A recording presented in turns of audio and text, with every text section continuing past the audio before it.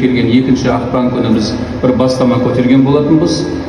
Сол 2 ақпан күнін қазақ ұлттық баспасөзінің күні деп жариялау туралы. Ол ұсынысымыз қолдау тапты. Осы журналистер күні мерекесі аясында бірнеше күннің ішінде бәлкім бүгін кешке дейін шығып қалатын шығар.